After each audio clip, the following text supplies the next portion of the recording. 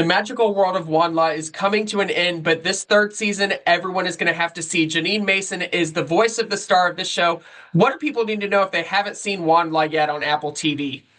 Oh my gosh, they need to know that it is a visual spectacle. It's really, never been done before. It's like feature film quality animation on a television series, and this third season is like an action-packed finale. You can get caught up real quick, and it comes out Thanksgiving weekend, so perfect to watch with the family. It will be a great binge with the family. Kind of set the story up for us for those who haven't read the books, who haven't seen the TV show. Where does Eva come into play? Yeah, so, this is a young protagonist who we meet who is living in a bunker, and she's preparing to come to the surface of the earth and be reunited with the humans. And this is her mission she's been prepping for and training for, and she comes up to the surface of the earth and finds something that is completely unexpected. It's a terrain she doesn't understand, and creatures she's unfamiliar with, and no real tools to navigate. And she starts making these connections and trying to solve the mystery of what it is that happened up here. Trilogy book series, very beloved. Now trilogy TV series. What has the reception been like to hear from fans who love the book series? Have they reached out to you? What has that reception been like?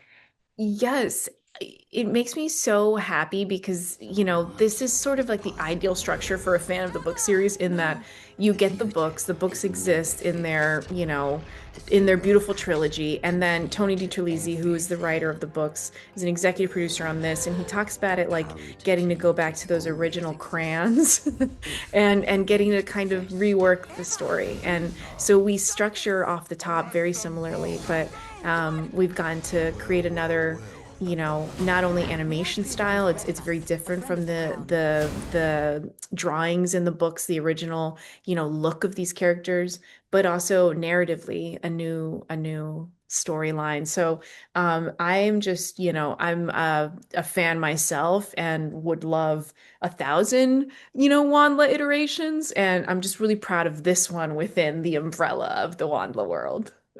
Good things have to come to an end, but I mean, this voice cast is so terrific. Did you guys all film together? Did you all do your scenes separately? What was that like? Because I know animation projects differ in those ways. We were all separate, and I love Gary who plays Rovender. He and I did an episode of Whose Line Is It Anyway together 100 years ago, where I was the guest and he was very much the professional.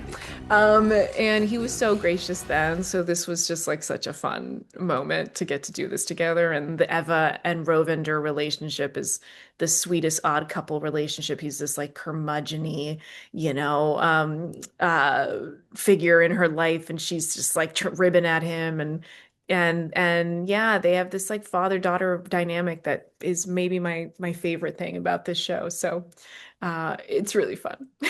Really fun to see that. And Alan Tudyk, also a voice actor. I mean, he is a master class in voice acting. All these Disney projects, all these other projects that when you see a animation, you probably know Alan Tudyk is going to be involved.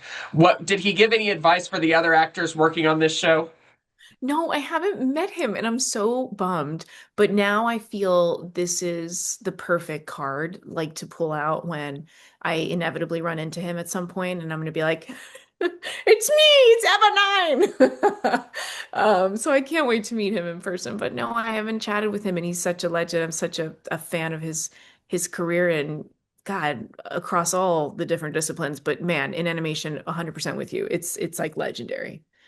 Another voice people will recognize so instantly, Brad Garrett. I mean, everyone knows his voice from Everybody Loves Raymond, just that deep, deep voice that is so iconic. Have you met him? I mean, you said you haven't met Alan. Have you met Brad Garrett?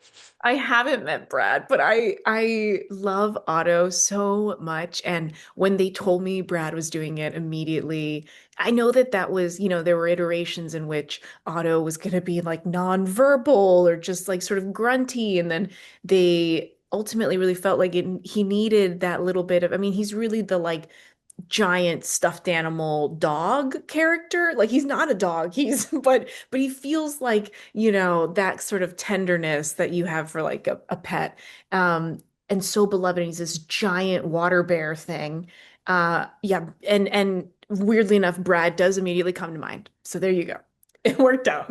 That's so interesting. You're in these 3 seasons and haven't met these people, but it's a sci-fi fantasy series, not just for kids, just because it's animation. The whole family can watch this. What do you hope people take away from watching WondLa on Apple TV? Oh man, I mean, I think she is like such a, a big-hearted protagonist, Eva, and it's such a natural, instinctual thing for her to nurture and take care and of others, and I'm just proud of how unabashedly she does that, and I'm excited for people to see the scale of how epic that bite goes into season 3. Season 3, here we are for Apple TV, WondLa, November 26th. Jeanine, thank you so much for your time. Thanks, Trevor. Such a pleasure chatting with you. You too. Thank you.